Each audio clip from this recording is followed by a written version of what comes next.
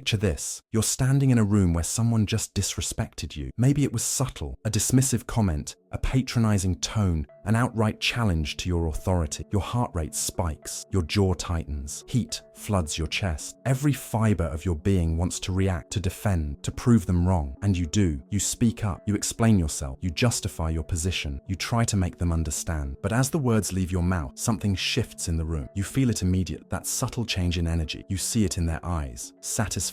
Not because they won the argument, but because they moved you. They made you react. They proved you were controllable. Meanwhile, across the room, there's another man. When someone challenges him, something different happens. Nothing. His expression doesn't change. His posture remains steady. He doesn't rush to defend or explain. He simply exists, unmoved, unbroken, and somehow, inexplicably, the challenger becomes uncomfortable. They start questioning themselves. The power shifts without a single word being spoken. What's the difference between these two men? Why does one get dragged into emotional chaos while the other remains untouchable? Why do some men get rattled by every opinion, every slight, every challenge, while others seem to possess an invisible armor that deflects all attacks? The answer lies buried in the wisdom of ancient emperors and strategists who faced far greater threats than we'll ever encounter. Men who governed empires while conspiracies swirled around them. Men who maintained inner peace while wars raged at their borders. Men who understood a truth that modern society has forgotten. True strength isn't about how hard you can hit back. It's about how impossible you become to move. You weren't born weak. You were trained to be. From the moment you could speak, you were rewarded for being agreeable, for explaining yourself, for being transparent with your emotion. You were told this was maturity, emotional intelligence,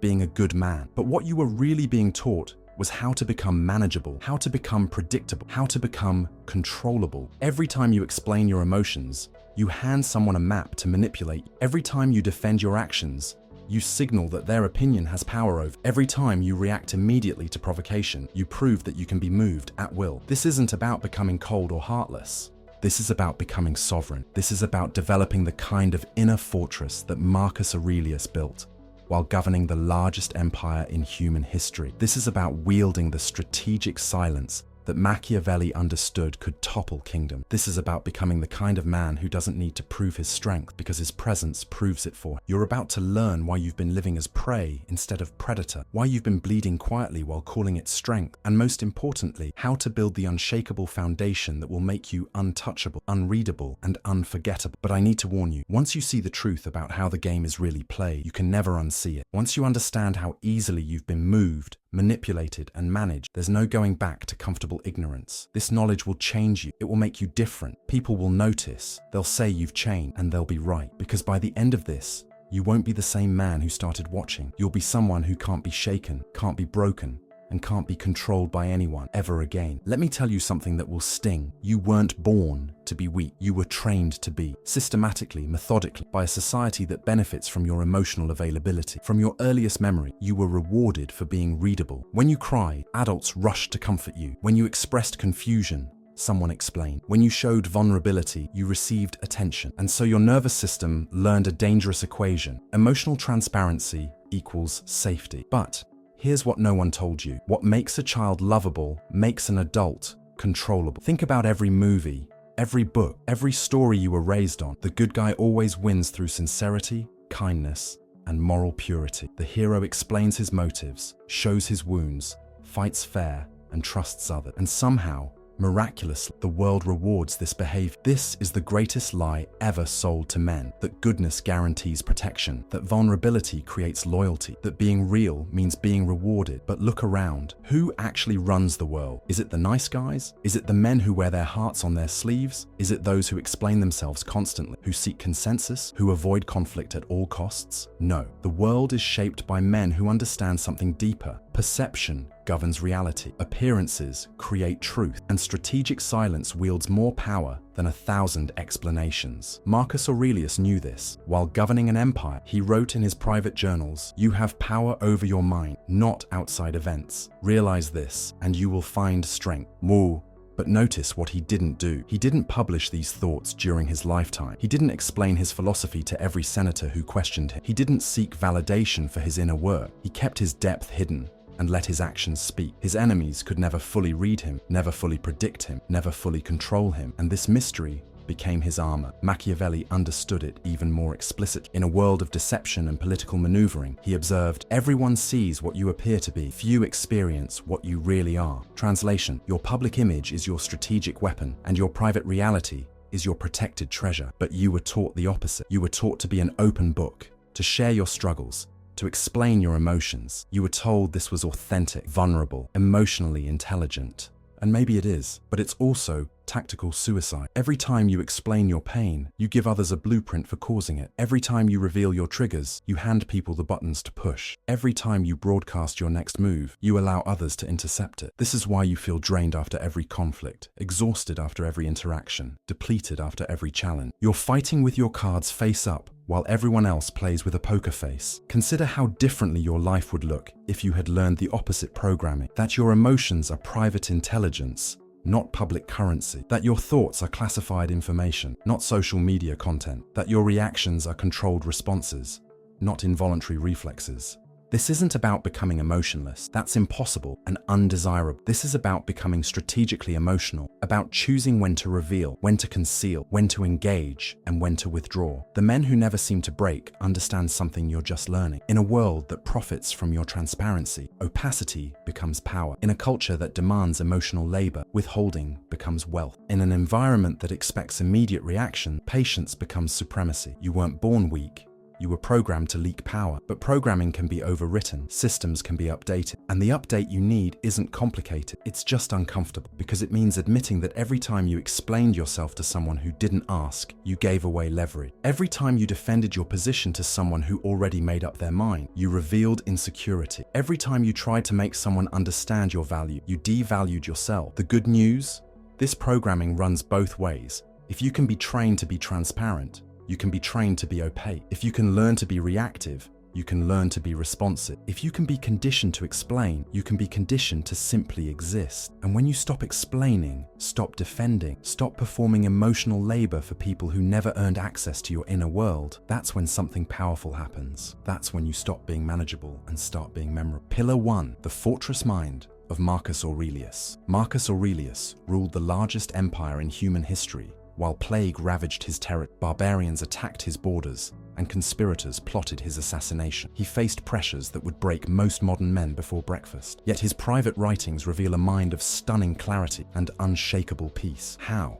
He understood the fundamental truth that most men never learn. You cannot control what happens to you, but you have absolute dominion over what it means to you. When senators criticized his policies, he didn't defend them publicly. When enemies insulted his character, he didn't dignify their attacks with responses. When allies betrayed him, he didn't waste energy on revenge. Instead, he built what philosophers call the inner fortress, a psychological space where external chaos cannot penetrate. You have power over your mind, not outside events. Realize this, and you will find strength. This wasn't just philosophy for Marcus. This was survival strategy, because when you're responsible for millions of lives, you cannot afford to be moved by every opinion, shaken by every setback, or distracted by every drama. But here's what most men miss about this wisdom. It's not about suppressing emotion. It's about choosing your emotional investments. Marcus felt disappointment, frustration, even anger. The difference is that he felt them privately, processed them internally, and never let them dictate his public responses. Think about your life right now. How much of your mental energy is consumed by trying to control things that are fundamentally outside your control? How often do you lie awake at night replaying conversations,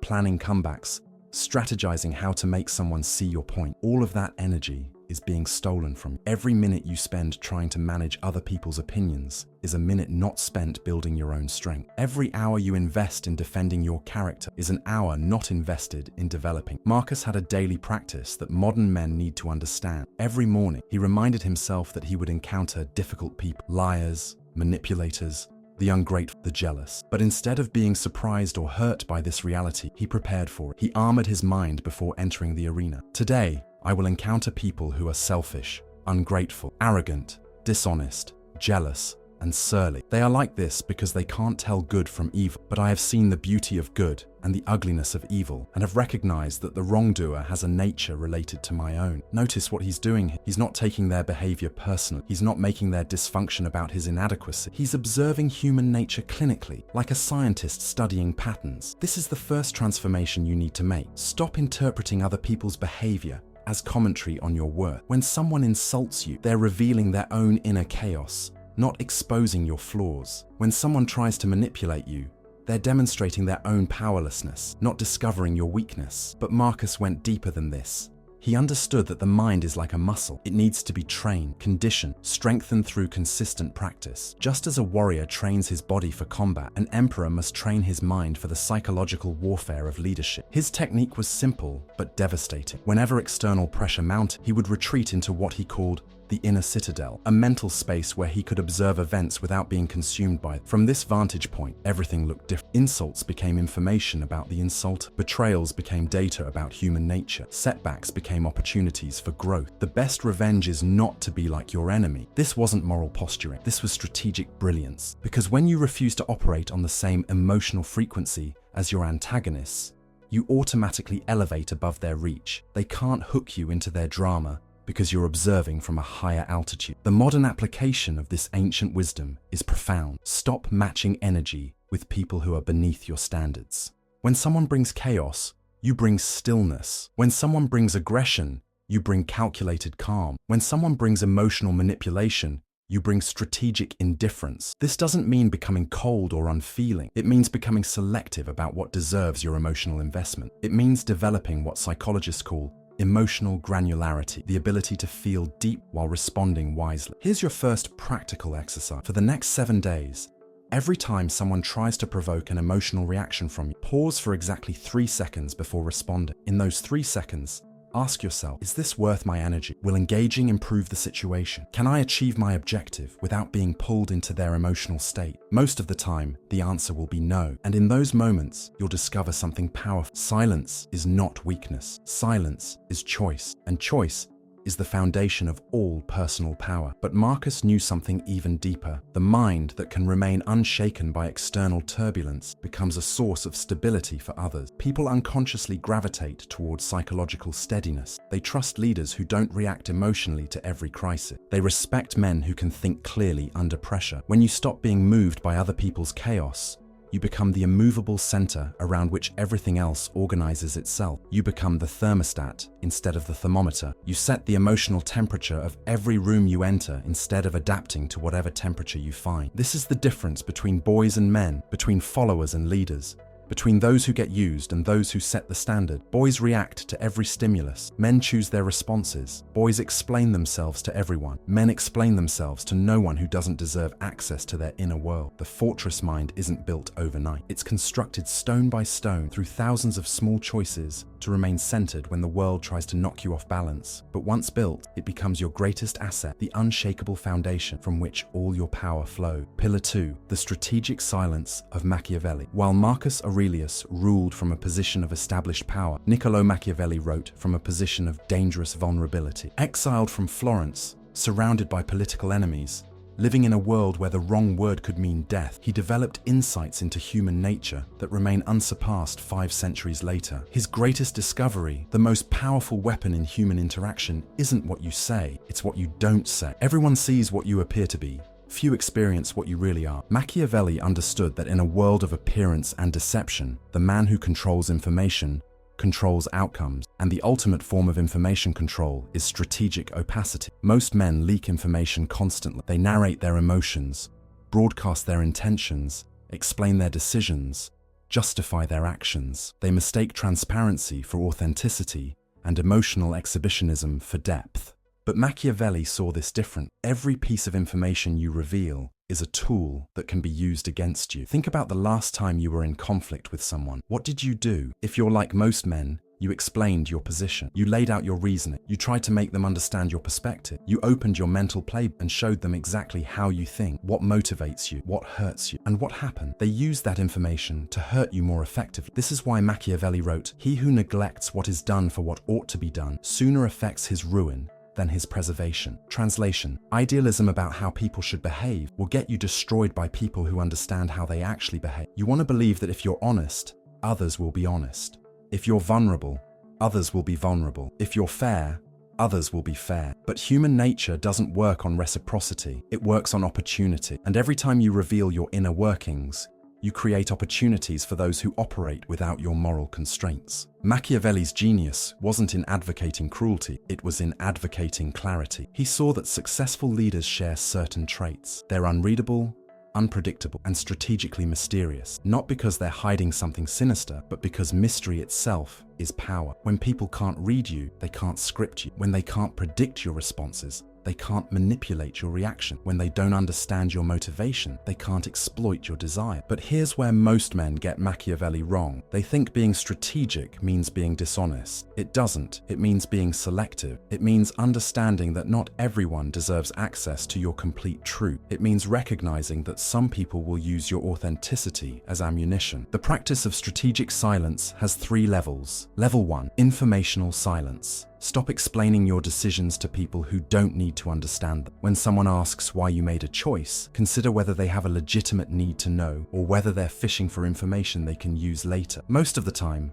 "I've decided" is a complete sentence. Level 2, emotional silence. Stop narrating your feelings to people who haven't earned emotional access. Your inner world is not public property. Your struggles are not group therapy material. Your pain is not a bonding experience for casual acquaintances. Emotional transparency should be earned, not given freely. Level 3, strategic silence. Stop revealing your next moves, your long-term plans, your real objective. Move in darkness. Let your actions speak louder than your announcements. Let people discover your capabilities through results, not previews. Machiavelli observed that fortune favors the bold, but boldness combined with unpredictability becomes devastating. When your enemies can't anticipate your moves, they can't prepare countermeasures. When your competitors don't understand your strategy, they can't copy it. When manipulators can't read your triggers, they can't push your buttons. This isn't about becoming secretive or paranoid. It's about becoming discerning. It's about understanding that in a world where information is weaponized, protecting your information is protecting your power. Consider how differently your relationships would function if you stopped explaining yourself to people who've already made up their minds about you. How much energy would you reclaim if you stopped trying to convince people who are committed to misunderstanding you? How much stronger would you become if you stopped giving people the roadmap to your vulnerabilities? The modern application of Machiavellian strategy is subtle but powerful. Become comfortable with being misunderstood. Let people project onto your silence. Let them fill the gaps in their knowledge with their own assumptions. Most of the time, their assumptions will reveal more about them than any explanation would reveal about you. When someone asks you a probing question, pause. Consider their motivation. Are they seeking to understand or to gather intelligence? Are they trying to connect or to control? Are they genuinely curious or strategically fishing? Then respond accordingly. Sometimes the most powerful response is a question. Why do you ask? Sometimes it's deflection. That's an interesting perspective. Sometimes it's simply changing the subject. And sometimes it's honest engagement, but only when you've determined that the person has earned that level of access. Machiavelli's ultimate insight was this: people respect mystery more than transparency. They're more intrigued by what you don't reveal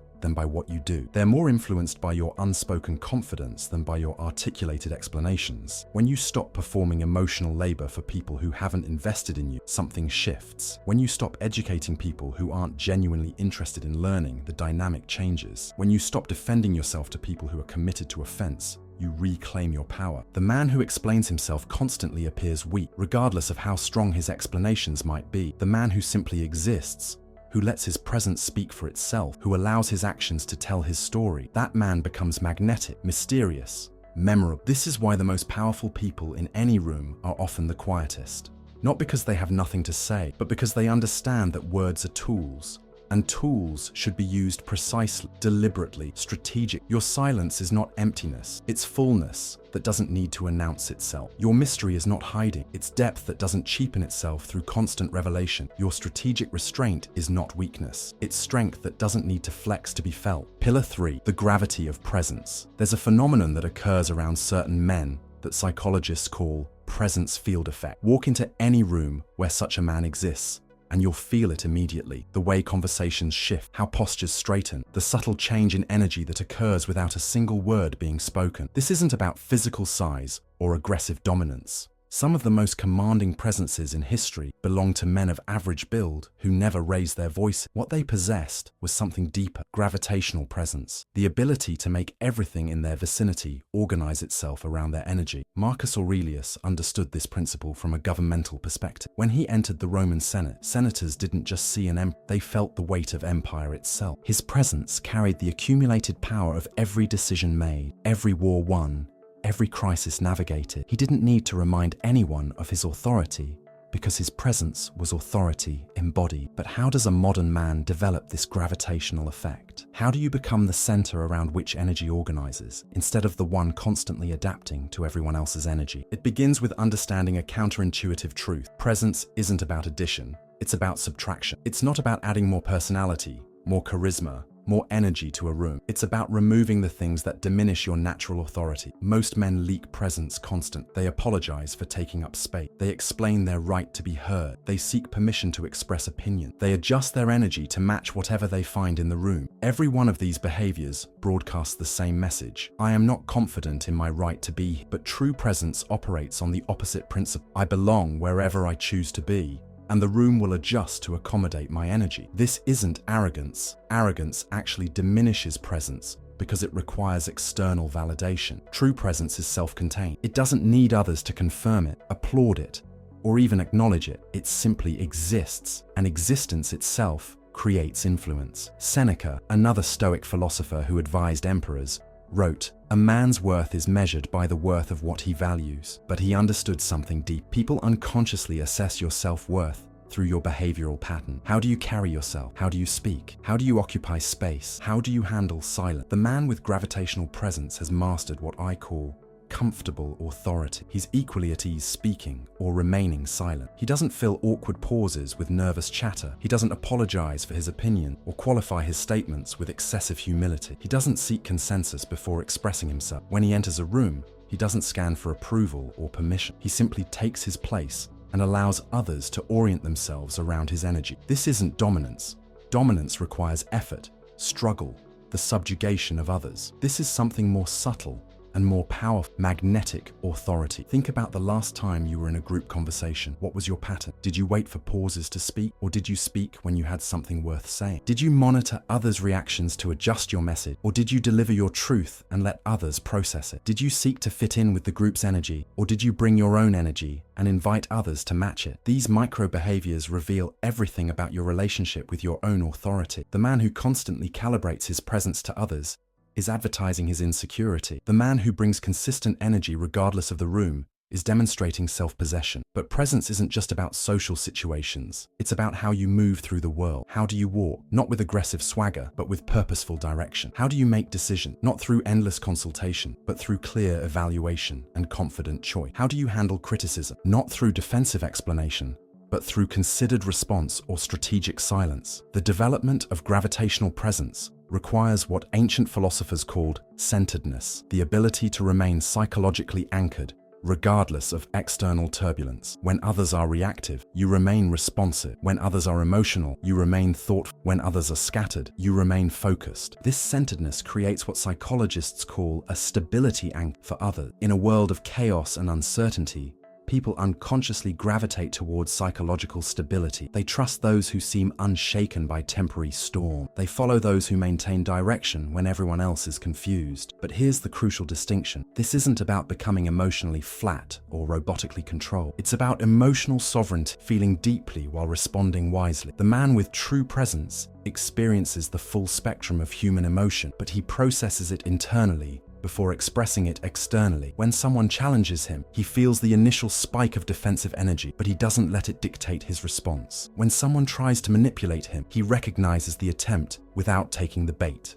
When someone projects their chaos onto him, he observes it without absorbing. This creates a phenomenon that others find both compelling and slightly unsettling. They can't easily affect you. Their usual strategies for creating emotional reactions don't work. Their attempts to push your buttons encounter only steady resistance. Their chaos breaks against your stillness like waves against a cliff, and this creates respect. Not the conditional respect that comes from being agreeable, but the deeper respect that comes from being unshakable. People may not always like your responses, but they learn to respect your consistency. They may not understand your composure, but they're influenced by it. The practical development of gravitational presence involves 3 daily practices. Morning centering. Before engaging with the world, spend 10 minutes establishing your emotional baseline, not through meditation or breathing exercises, but through mental preparation. Remind yourself who you are, what you stand for, and what you will and won't tolerate today. Midday calibration. Check in with your energies.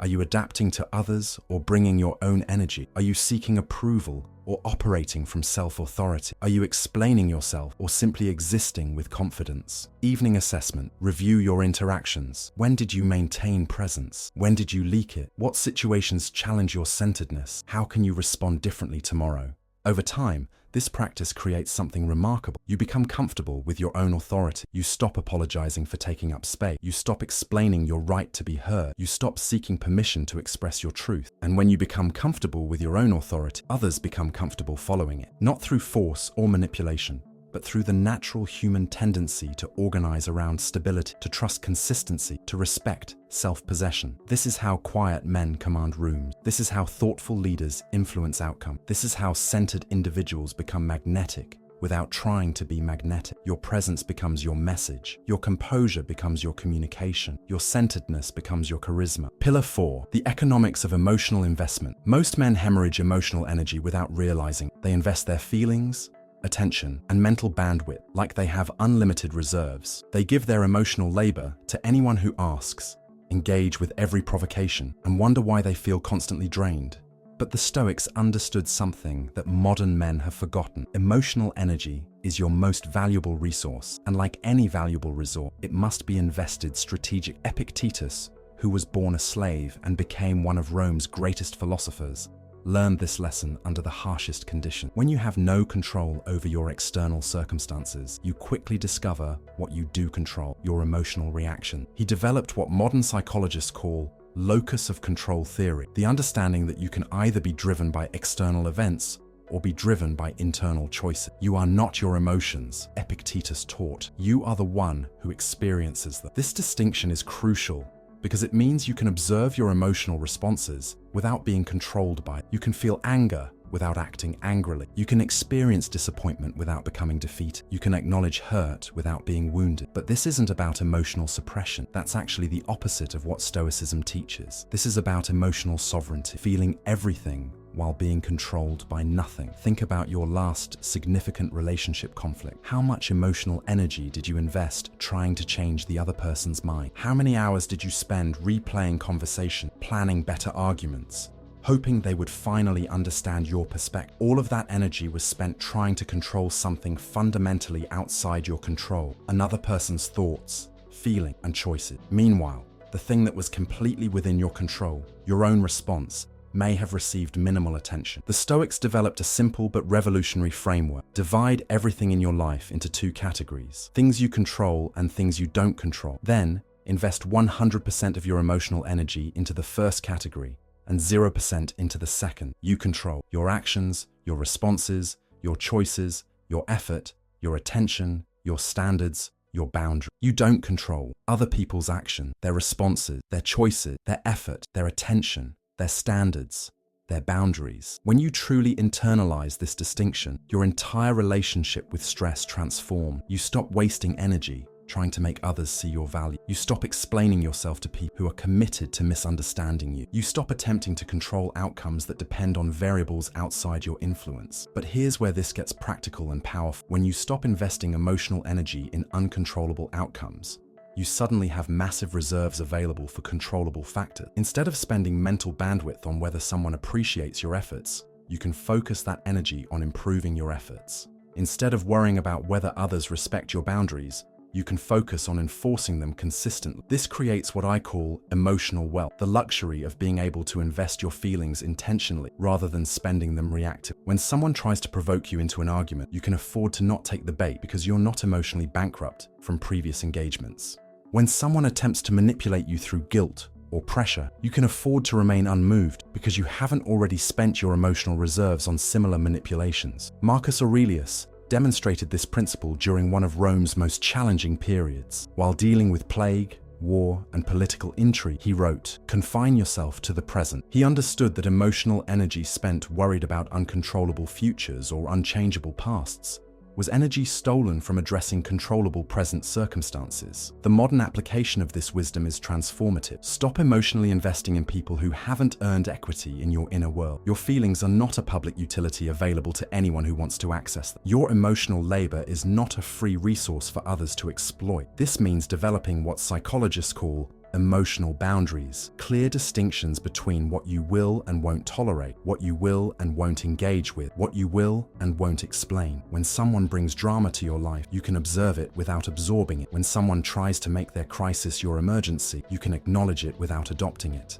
When someone attempts to transfer their anxiety onto you, you can recognize it without accepting, but this requires a fundamental shift in how you view your emotional responsibility. You are not responsible for managing other people's feelings. You are not required to absorb other people's chaos. You are not obligated to fix other people's problems. Your primary emotional responsibility is to yourself, maintaining your clarity, protecting your peace, preserving your energy for things that actually matter. This doesn't make you selfish, it makes you sustainable. The man who gives his emotional energy to everyone has nothing left for anyone. The man who protects his emotional energy can give powerfully when it's truly needed. Seneca understood this when he wrote, "The mind that is anxious about future misfortunes is miserable." But he wasn't advocating carelessness. He was advocating strategic focus. Worry is emotional energy spent on things you can't control. Planning is emotional energy invested in things you can control. The practical implementation of emotional economics involves 3 key strategies. Energy auditing. Each evening, review where your emotional energy went that day. How much was spent on controllable factors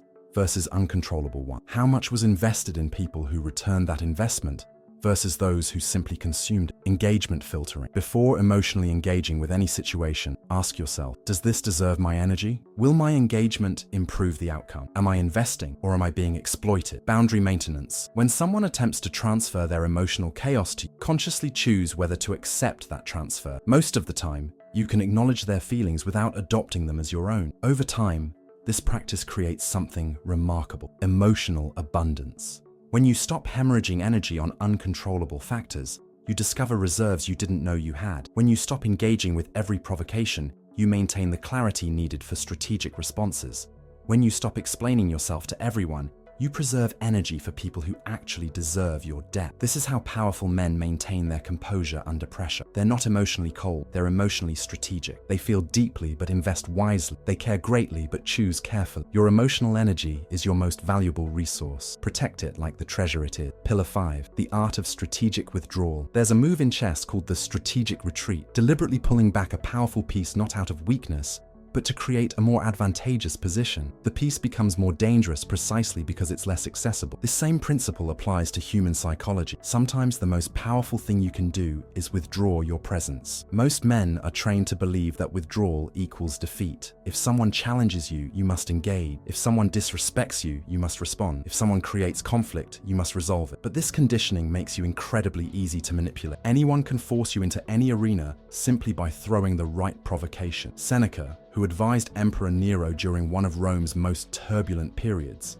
understood a different approach. The best fighter is never angry, not because anger is wrong, but because anger makes you predictable. When someone can reliably provoke your emotions, they can reliably control your action. Strategic withdrawal isn't about running away from conflict. It's about choosing which conflicts deserve your energy. It's about understanding that not every challenge requires a response, not every provocation demands engagement, and not every battle is worth fighting. Think about the last time someone tried to argue with you about something trivial. What did you do? If you're like most men, you engaged. You explained your position. You defended your reasoning. You tried to win the argument. But what if you had simply walked away, not dramatically, not angrily, just calmly, quietly, without explanation? What would have happened? The provocateur would have been left arguing with themselves. Their energy would have had nowhere to go. Their attempt to control you through conflict would have simply dissipated. This is the power of strategic withdrawal. It forces others to confront their own motivation. When you don't take the bait, people are forced to examine why they cast the line. When you don't react to provocation, provocateurs must face the emptiness of their own aggression. But strategic withdrawal goes deeper than just avoiding arguments. It's about understanding your value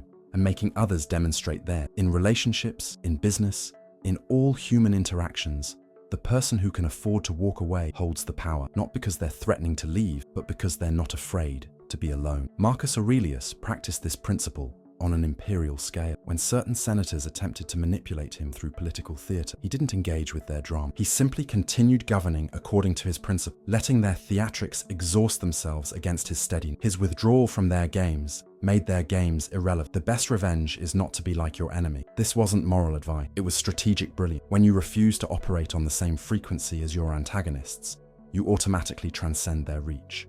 They can't hook you into their patterns because you're operating from a different system entirely. The modern application of strategic withdrawal has 3 levels. Physical withdrawal. Sometimes the most powerful response to chaos is absence. When someone is determined to create drama, you can simply leave. No explanation, no justification, no dramatic exit, just quiet removal of your presence. Emotional withdrawal. You can be physically present while emotionally unavailable. When someone tries to transfer their anxiety, anger, or chaos to you, you can observe it without absorbing. You become like a mountain observing weather, present but unmoved. Energetic withdrawal. This is the most subtle form. You remain present, you participate in the interaction, but you withdraw the energy that others have come to expect from you. Your responses become briefer, your explanations become minimal, your emotional availability becomes selective. This last form is particularly powerful because it creates what psychologists call intermittent reinforcement anxiety. People who were accustomed to accessing your emotional energy suddenly find themselves uncertain about their influence over you. This uncertainty creates a form of psychological tension that often leads to respect. But strategic withdrawal requires something that many men struggle with: comfort with other people's discomfort. When you withdraw your presence, energy, or engagement, others may become confused, frustrated, or even angry. They may accuse you of being cold, distant, or chained. They may escalate their provocations, trying to get the old response from you. This is where most men break. The discomfort of others' reactions drives them back into old patterns of over-explanation, over-engagement, over-availability. But this is exactly the test. Can you remain withdrawn even when withdrawal creates temporary discomfort for others? Epictetus, who understood powerlessness intimately from his years in slavery, taught, "No one can hurt you without your permission." But permission isn't just about allowing physical harm, it's about allowing others to determine your emotional state, your energy level, your peace of mind. When you master strategic withdrawal, you become what I call selectively available, not absent, not cold, not unfeeling, but choosy about when and how you engage. Your presence becomes valuable precisely because it's not guaranteed. Your attention becomes precious because it's not automatically given. This creates a profound shift in your relationships. People stop taking your engagement for granted. They become more thoughtful about how they approach you. They recognize that access to your energy is earned, not assumed. But perhaps most important, strategic withdrawal teaches you something crucial about yourself. You can survive other people's displeasure. You can remain centered when others are chaotic. You can be at peace even when others are trying to disturb your peace. This knowledge becomes unshakable confidence. When you know you can walk away from anything that doesn't serve you, you stop being controlled by the fear of loss. When you're comfortable with solitude, you stop accepting poor company. When you're at peace with being misunderstood, you stop explaining yourself to people who are committed to misunderstanding you. The man who can withdraw strategically is the man who can never be trapped, not by guilt, not by manipulation, not by social pressure, not by the fear of being alone. He remains in interactions by choice, not by compulsion. He gives his energy as a gift, not as an obligation. And this freedom, the freedom to disengage from anything that diminishes you, becomes the foundation of all other forms of power. Because the man who cannot be trapped cannot be controlled, and the man who cannot be controlled cannot be broken. Your withdrawal is not weakness. It's weapon. Use it wisely. You live in a world that would have baffled the ancient Stoics, a world where your emotional state can be manipulated by strangers on the internet, where your attention is harvested by algorithms designed to keep you reactive, where your self-worth is measured by digital metrics that didn't exist even 20 years ago. But the principles they developed remain devastatingly relevant because human nature hasn't changed. The methods of manipulation have evolved, but the underlying psychology remains the same. People still seek to control others through emotional manipulation. They still exploit transparency for personal advantage. They still test boundaries to see what they can get away with. The difference is that now these dynamics play out at digital speed across virtual platforms with unprecedented reach and permanence. A single emotional reaction can be screenshot, shared, and used against you indefinitely. A moment of vulnerability can become permanent ammunition in the wrong hands. A defensive explanation can be twisted and weaponized by people who never even met you. This digital environment has created new forms of the same ancient challenges that Marcus Aurelius and Machiavelli faced. Instead of senators plotting in Rome, you have trolls baiting on Twitter. Instead of courtiers spreading rumors, you have social media activists manufacturing outrage. Instead of face-to-face manipulation, you have digital gaslighting at scale. But here's what most men don't realize. The same strategies that protected emperors from palace intrigue will protect you from internet warfare. The same principles that helped philosophers maintain peace in chaos will help you maintain sanity in the attention economy. Digital stoicism begins with platform sovereignty. You must understand that every social media platform, every messaging app, every digital space is designed to make you react. The algorithms that govern these platforms profit from your engagement, and engagement is highest when you're emotionally activated. Every notification is an attempt to move you. Every controversial post in your feed is bait designed to make you respond. The Stoic response? Don't take the bait. Observe the manipulation without being manipulated. See the attempt to provoke without being provoked. Recognize that your emotional reaction is the product being sold to advertise. Marcus Aurelius wrote, "How much trouble he avoids who does not look to see what his neighbor says or does, but only to what he does himself." In digital terms, stop monitoring other people's online activity and focus on your own digital presence. Stop responding to every opinion that irritates you and start curating content that strengthens. The principle of strategic silence becomes even more powerful online. In digital spaces, silence is often misinterpreted as agreement, defeat, or absence. But those misinterpretations reveal more about the interpreter than about you. When someone baits you into an online argument and you don't respond, they're forced to argue with themselves. When trolls try to provoke you and encounter only silence, their energy has nowhere to go. This creates what I call digital mystique, the online equivalent of Machiavellian unpredictability. People who are used to immediate responses become unsettled by strategic delays. Those who expect emotional reactions become confused by calculated calm. Your refusal to play by the rules of digital engagement forces others to confront their own need for validation through conflict. But digital warfare also requires new applications of ancient wisdom. Machiavelli's advice about controlling information becomes crucial in an age where everything you post can be stored, searched, and weaponized. Every photo, every comment, every like becomes part of a permanent record that can be used to build a profile of your psychology, your vulnerabilities, your triggers.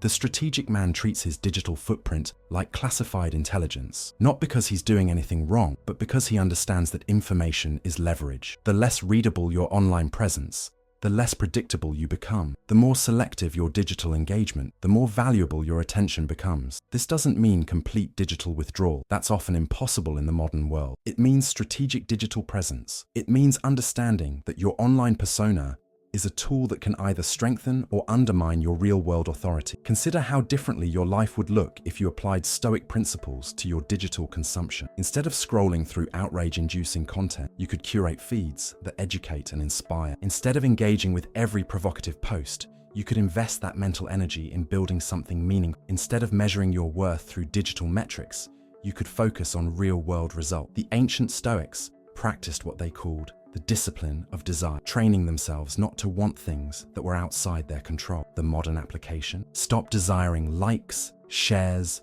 comments, and other forms of digital validation that depend entirely on other people's choices. Focus your energy on creating content, building skills, and developing relationships that have value independent of algorithmic approval. The economics of emotional investment become even more crucial in digital spaces. Online interactions are specifically designed to extract maximum emotional energy with minimum return. Arguments with strangers, debates with ideologues, attempts to reason with bad faith actors. All of these are emotional investments with negative return. The wise man treats his digital emotional energy like a finite resource. He doesn't spend it on anonymous trolls. He doesn't invest it in changing minds that are closed. He doesn't waste it on people who profit from keeping him reactive. But perhaps most important, the modern man must develop what I call digital sovereignty, the ability to maintain his center regardless of online chaos. When someone tries to drag you into digital drama, you can observe it without participating. When algorithms try to manipulate your emotion, you can recognize the manipulation without being manipulated. When social media tries to convince you that other people's opinions about you matter, you can remember that your self-worth is not determined by digital consensus. This is where ancient wisdom becomes modern armor. The man who cannot be moved by internet provocation is the man who cannot be controlled by digital manipulation. The man who remains centered in online chaos is the man who maintains power in virtual spaces.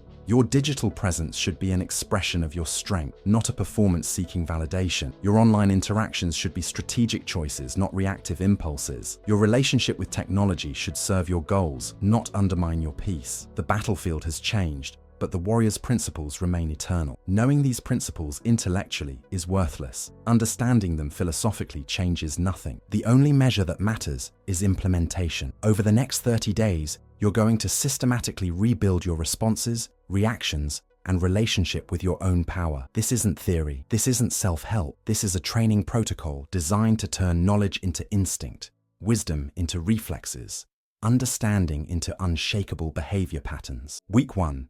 Elimination phase. Your first week is about stopping the behaviors that leak power. You're going to identify and eliminate the unconscious patterns that make you controllable, predictable, and manipulable. Days 1 to 3. The silence installation. For the next 3 days, you're going to practice strategic silence in all interactions. Not antisocial silence, but selective silence.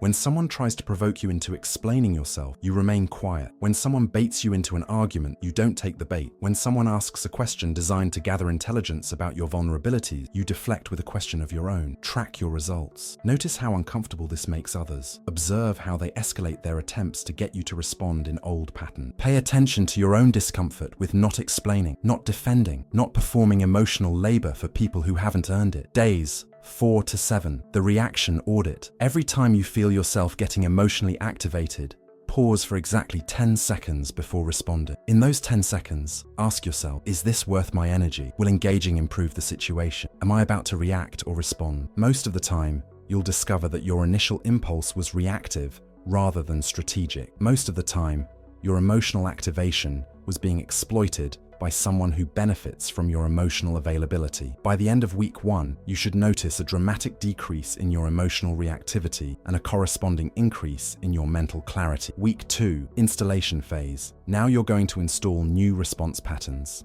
Instead of just eliminating old behaviors, you're going to practice new ones until they become automatic. Days 8-10. Gravitational presence training practice, entering every room like you belong there. Not arrogantly, but with quiet confidence. Don't scan for approval or permission. Don't adjust your energy to match whatever you find. Bring your own energy and let others adjust to it. In conversations, practice comfortable silence. Don't fill every pause with nervous chatter. Let silence exist without rushing to eliminate it. Notice how this makes others slightly uncomfortable and how that discomfort often leads to them revealing more than they intended. Days 11-14. Boundary implementation. Start enforcing boundaries you've been too polite to maintain. When someone attempts to monopolize your time, you politely but firmly decline. When someone tries to make their emergency your crisis, you acknowledge without adopting. When someone attempts to guilt you into compliance, you recognize the manipulation without responding to it. Pay attention to the pushback. People who benefited from your lack of boundaries will test your resolve. They'll escalate their tactics, trying to get the old version of you to return. This is exactly the test you need to pass. Week 3, integration phase. You're going to integrate these new patterns into more challenging situations. Week 3 is where the real transformation happens because you'll face the most resistance. Days 15-17. Conflict navigation. When someone tries to start an argument with, practice strategic withdrawal. Not angry withdrawal, not dramatic but calm removal of your energy from the situation. Let them argue with themselves while you maintain your center. When someone challenges your new boundaries, practice what Marcus Aurelius called the discipline of assent. You acknowledge their words without accepting their frame. I understand you see it that way. Becomes more powerful than any argument. Days 18-21. Social pressure. Resistance. People will start saying you've changed. They'll call you cold, distant, different. This is the moment where most men break and return to old pattern. Don't let them be uncomfortable with your evolution. Let them call it ego. Let them miss the version of you that was easier to manipulate. Your job isn't to make others comfortable with your growth. Your job is to continue growing regardless of their comfort level. Week 4, mastery phase. The final week is about testing your new patterns under maximum pressure and making them permanent. Days 22-24. Advanced provocations. People who know your old patterns will try everything to get the old responses. They'll use guilt, nostalgia,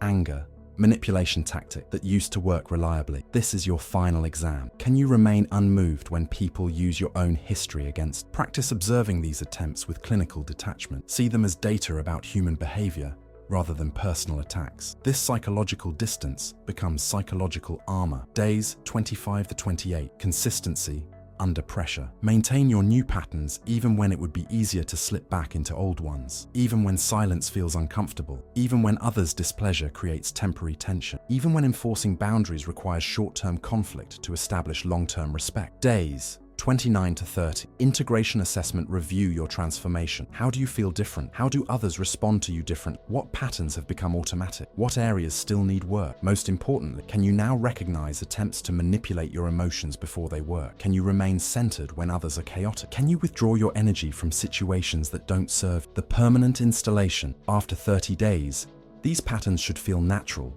rather than forced. Strategic silence should feel more comfortable than over-explanation. Boundary maintenance should feel more authentic than people-pleasing. Gravitational presence should feel more natural than constantly adapting to others' energy. But mastery is a lifetime practice. Every day will present new opportunities to choose strategic responses over reactive impulses. Every interaction will offer chances to strengthen these patterns or let them atrophy. The man you become through this process isn't cold or unfeeling. He's selective and strategic. He feels deeply but responds wisely. He cares great but chooses carefully. He loves fully but never blindly. Most important, he can never be controlled again.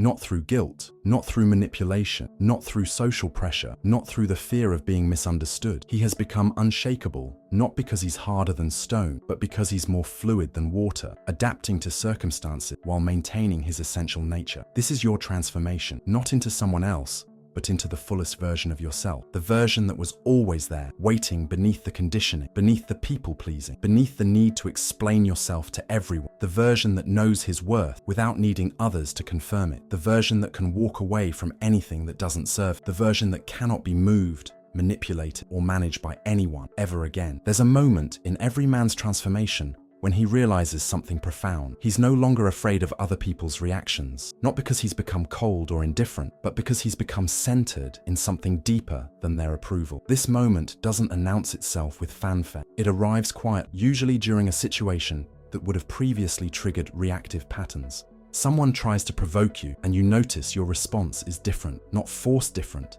not consciously controlled different, but naturally different. The old triggers simply don't work anymore. This is what the Stoics called achieving ataraxia, a state of unperturbable tranquility. Not the absence of feeling, but the presence of choice in how you respond to fear. Marcus Aurelius described it as becoming like a rocky promontory against which the waves crash continuously, yet it stands unmoved and the waters around it fall to rest. But this transformation goes beyond personal peace. When you become unbreakable, you become something rare in a world full of reactive people, a source of stability. Others begin to unconsciously organize around your energy because you've become the immovable center in a world of constant motion. This is where you discover the ultimate paradox of power. The less you need it, the more you have it. The less you grasp for control, the more control flows to you naturally. The less you chase respect, the more respect finds you without effort. People start asking what's changed about you. They can't quite identify it, but they feel it. Your presence has weight now. Your words carry authority. Your silence commands attention. You've become magnetic without trying to be magnetic. Influential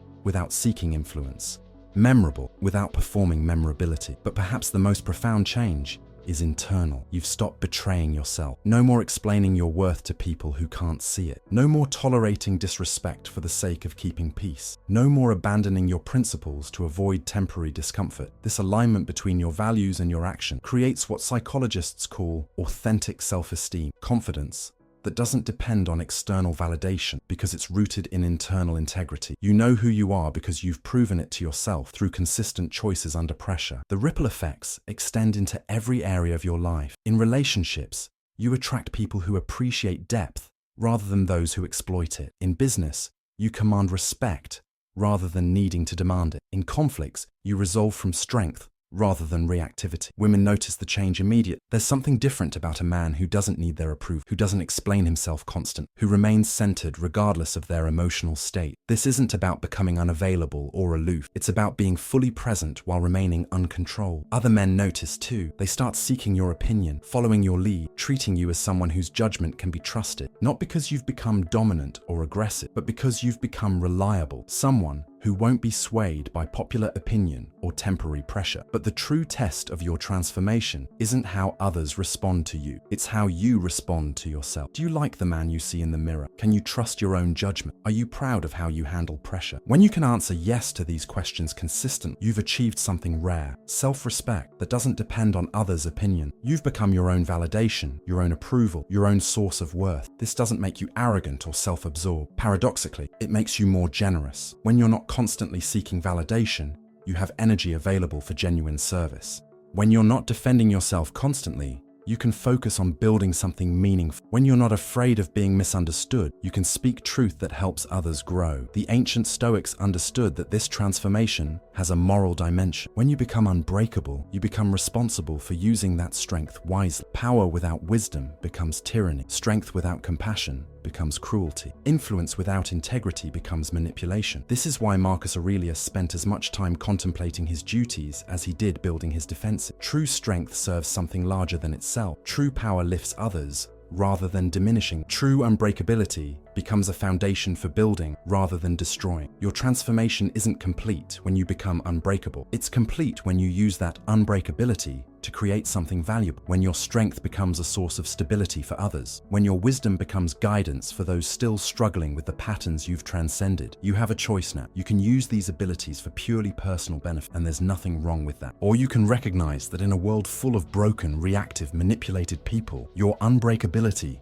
makes you valuable to something larger than yourself. The man who cannot be broken can become the foundation upon which others build their own strength. The man who cannot be manipulated can become a teacher for those still trapped in old patterns. The man who cannot be controlled can become a leader for those seeking direction in chaos. This is the final test of your transformation. Will you use your unbreakability to serve something greater than your own comfort? Will you become the kind of man that younger men aspire to become? Will you create something that outlasts your own lifetime? The choice is yours. But remember, you didn't become unbreakable just for yourself. You became unbreakable so you could be counted on, so you could be trusted with important things, so you could stand steady when others cannot. The world needs men who cannot be moved by popular opinion, shaken by temporary setback, or bought with convenient compromises. The world needs men who know who they are and cannot be convinced to be anything less. You've become that man. The question now is, what will you build with your unbreakability? As we reach the end of this journey, understand that this isn't really an ending, it's a beginning. You now possess knowledge that most men never discover. You understand principles that can make you unshakable in a world designed to keep you reactive. But knowledge without action is worthless. Understanding without implementation changes nothing. You could watch this video, feel inspired for a few days, and then slip back into the same patterns